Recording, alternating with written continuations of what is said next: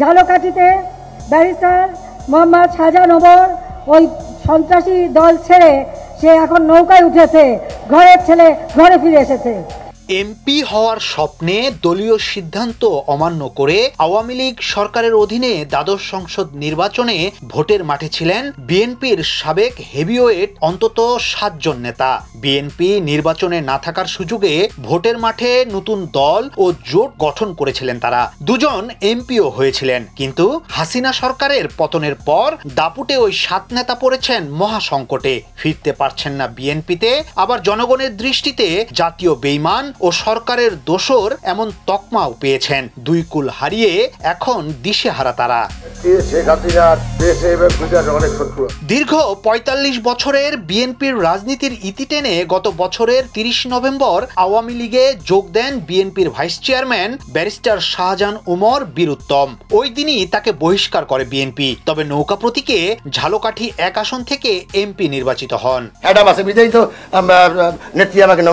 এছাড়া এমপি হওয়ার স্বপ্ন নিয়ে নির্বাচনের ঠিক আগ মুহূর্তে বিএনপির সাবেক ভাইস চেয়ারম্যান নাজমুল হুদার প্রতিষ্ঠিত তৃণমূল বিএনপিতে যোগ দেন বিএনপির সাবেক ভাইস চেয়ারম্যান শমশের মবিন চৌধুরী ও চেয়ারপারসনের উপদেষ্টা অ্যাডভোকেট তৈমুর আলম খন্দকার। তবে স্বপ্ন পূরণ হয়নি এই দুজনেরই।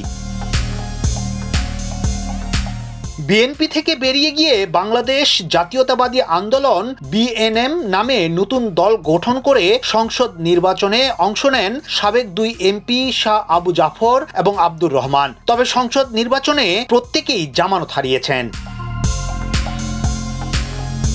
দলীয় শৃঙ্খলা ভঙ্গের অভিযোগে 2020 সালে বহিষ্কৃত হন কিশোরগঞ্জ জেলা বিএনপির সভাপতি ও সাবেক এমপি আখতারুজ্জামান রঞ্জন। বহিষ্কারের পরও তাকে বিএনপির বিভিন্ন কর্মসূচিতে দেখা যেত। তবে দ্বাদশ সংসদ নির্বাচনে এমপি হওয়ার স্বপ্নে কিশোরগঞ্জ 2 আসন থেকে স্বতন্ত্র প্রার্থী হিসেবে দাঁড়িয়ে জামানত হারান তিনি। গেল বছরের 22 নভেম্বর 4 দলীয় যুক্ত ফ্রন্ট জোট গঠন করে সংসদ নির্বাচনে অংশ নেন কল্যাণ পার্টির চেয়ারম্যান মেজর জেনারেল অব শহীদ মোহাম্মদ ইব্রাহিম বীর প্রতীক। এর মধ্য দিয়ে বিএনপির সঙ্গে দীর্ঘ 16 বছরের সম্পর্ক ছিন্ন করেন। কক্সবাজার 1 আসন থেকে হাতঘড়ি মার্কায় বিপুল ভোটে জয়লাভ করে এমপিও হন তিনি। তবে ভোটে অংশ নেয় বিএনপি ও 12 দলীয় জোট নেতাদের সমালোচনার মুখে পড়েন বর্ষিয়ান এই রাজনীতিবিদ। তাদের বিষয়ে বিএনপির একাধিক নেতা বলছেন, শাহজাহান ওমর, সৈয়দ মোহাম্মদ ইব্রাহিম, শমশের মবিন চৌধুরী, তৈমুর আলম খন্দকার সহ 7 জনেরই স্বপ্ন ছিল এমপি হওয়ার। বিএনপির সব মহলেও তাদের আলাদা গ্রহণযোগ্যতা ছিল। তবে আওয়ামী লীগ সরকারের প্রলোভনে ভোটে গিয়ে ভুল রাজনীতিতে জড়িয়েছেন তারা। এখন বিএনপিতে তাদের ফেরার সুযোগ নেই বললেই চলে। ইয়াসিন আলী, সোনালী নিউজ, ঢাকা।